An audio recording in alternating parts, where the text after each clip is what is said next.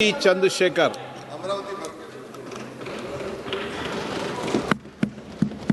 आपकी लोकसभा भी अमरावती है ना?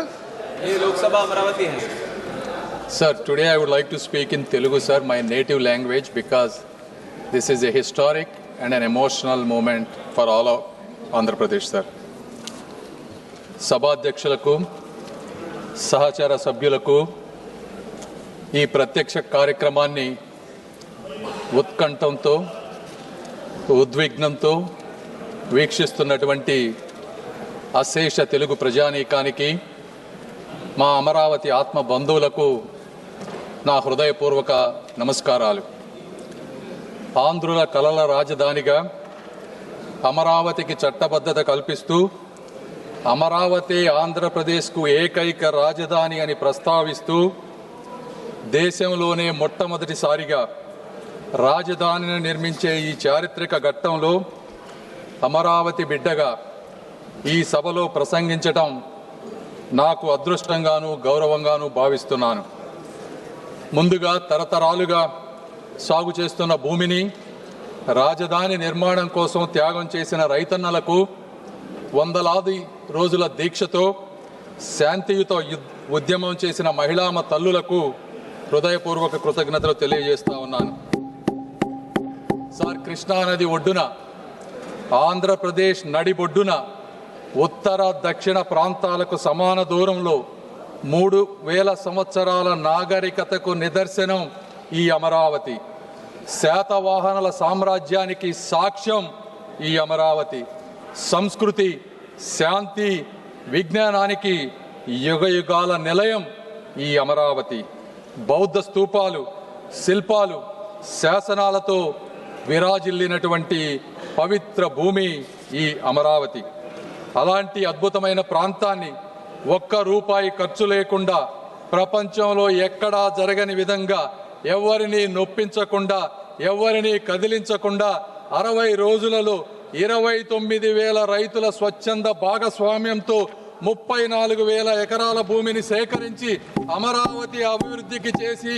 అమరావతి అభివృద్ధికి అంకురార్పణ చేసినటువంటి శక్తి, వ్యక్తి, నమ్మకం మా ముఖ్యమంత్రి శ్రీ గౌరవ నారా చంద్రబాబు నాయుడు గారు.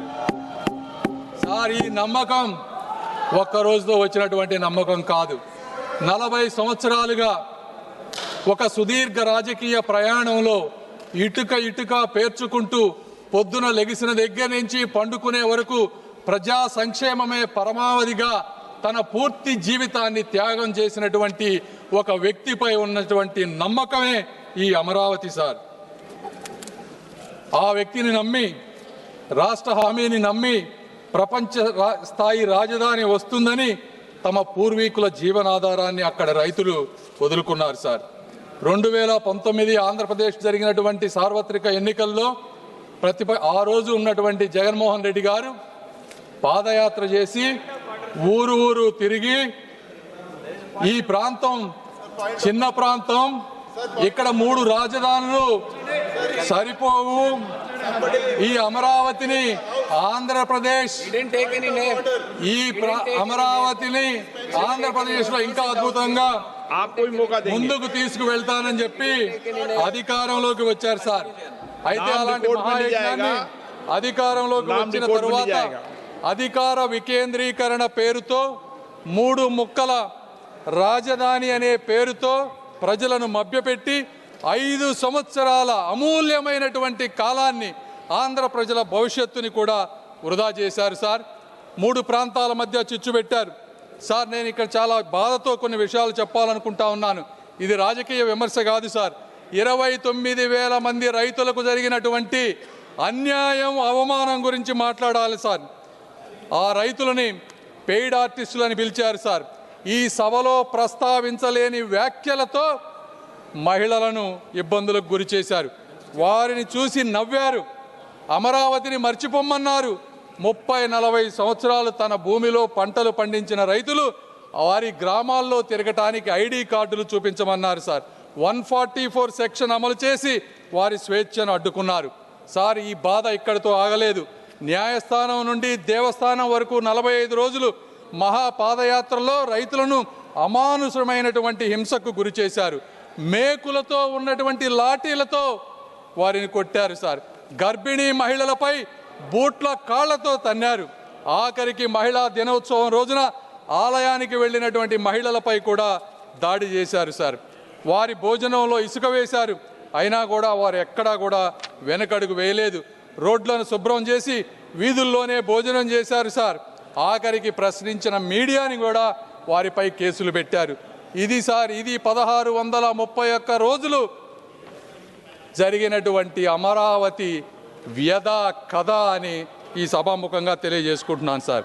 అయితే ఆ రోజు వారు ఆ తల్లుల కన్నీళ్లే ఈరోజు ఈ చట్టానికి పునాది రాళ్లుగా మారుతున్నాయని వారు గ్రహించలేకపోయారు సార్.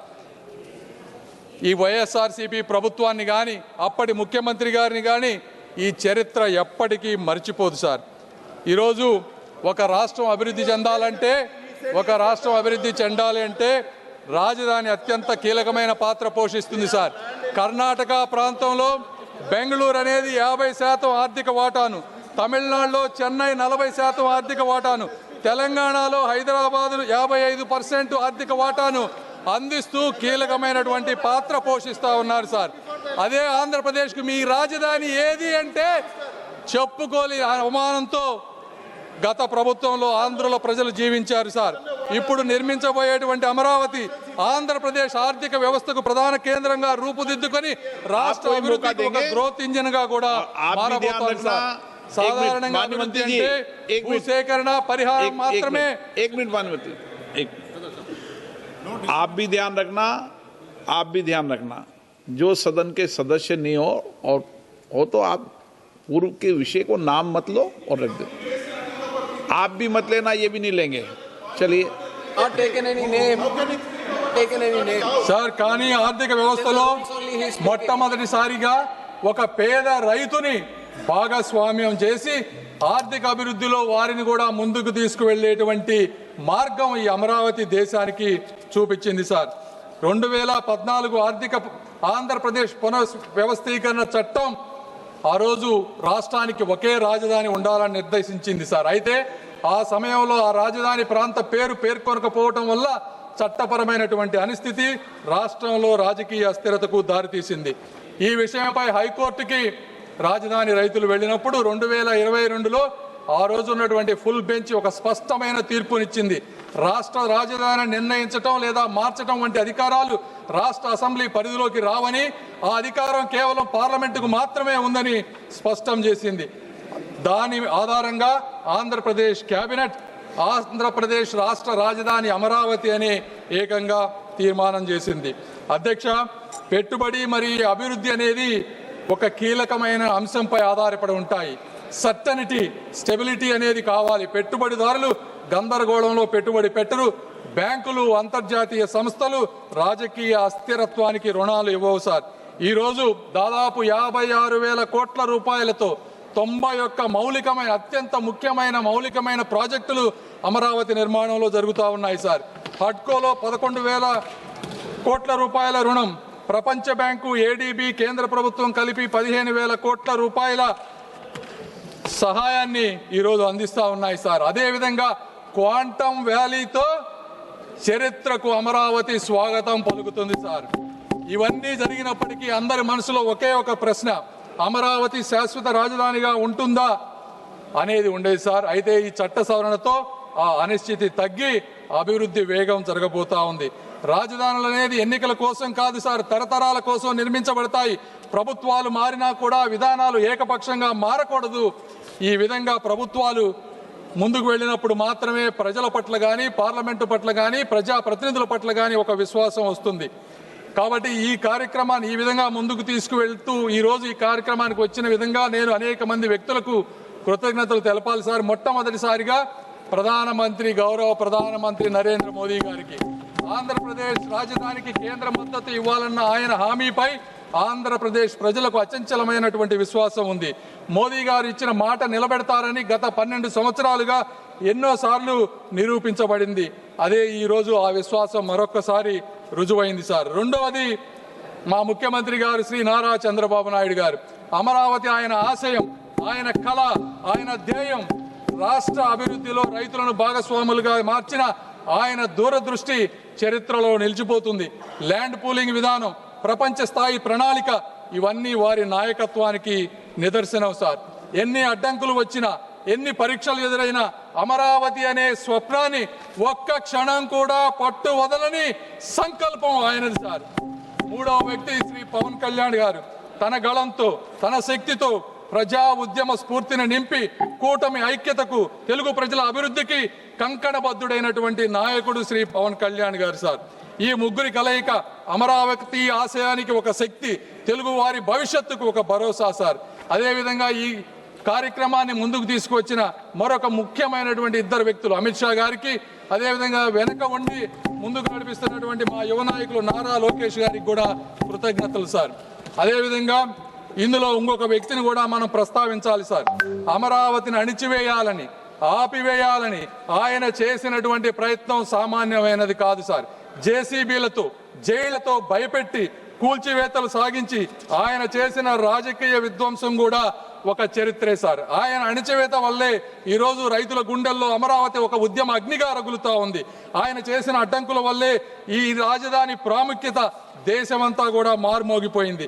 ఆయన సృష్టించిన అస్థిరత వల్లే నేడు పార్లమెంటు సాక్షిగా అమరావతికి తిరుగులేని చట్టబద్ధత కల్పించాల్సిన అవసరం కూడా ఏర్పడించింది. వారు సృష్టించిన అడ్డంకులే ఈ అమరావతి పురోగతికి పునాదులయ్యాయి సార్. ఆఖరిగా పొట్టి శ్రీరాములు త్యాగంతో పుట్టినటువంటి రాష్ట్రం మా ఆంధ్ర రాష్ట్రం సార్. రైతుల త్యాగంతో రూపుదిద్దుకుంటున్నటువంటి రాజధాని మా అమరావతి సార్. ఆత్మగౌరవ పునాదులపై తెలుగు జాతిని మేల్కొల్పిన అన్న నందమూరి తారక రామారావు గారు వంటి చరిత్ర మా తెలుగు చరిత్ర సార్. ఆంధ్రులు ఎక్కడ ఉన్నా కూడా అక్కడ అభివృద్ధి వికసిస్తుంది. తమిళనాడు నుంచి విడిపోయి కర్నూలు వెళ్ళినప్పుడు ఆ రోజున హైదరాబాద్ని కామన్ క్యాపిటల్గా అందరం డెవలప్ చేసుకుంటామంటే అక్కడికి వెళ్ళి ఆ నగరాన్ని ప్రపంచ పటంలో నిలపడంలో తెలుగువారు ఒక ముఖ్యమైనటువంటి పాత్ర పోషించారు సార్. చెన్నైలో పరిశ్రమలకు బలం తెలుగువారు ఇచ్చారు. బెంగళూరు, పూణేల్లో సాంకేతిక విప్లవానికి తెలుగువారు ముద్ర వేశారు. ఆఖరికి అమెరికాలో కూడా అభివృద్ధికి తెలుగువారు తోడ్పడుతూ ఉన్నారు సార్. చరిత్రలో ఇదే సంకల్పం, ఇదే ఐక్యత, ఇదే ప్రగతి పదం కూడా అమరావతి నిర్మాణానికి ఒక పునాది కాబోతా ఉంది సార్.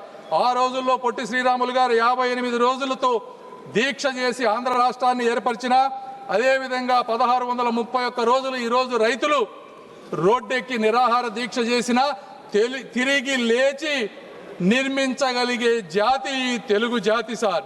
కాబట్టి ఇలాంటి చారిత్రక ఘట్టానికి, చట్టానికి మద్దతు తెలుపుతూ అమరావతి నిర్మాణంలో భాగస్వాములైనటువంటి ప్రతి ఒక్కరికి కూడా శిరస్సు వంచి నమస్కరిస్తూ I earnestly request that this bill be passed unanimously and with one voice.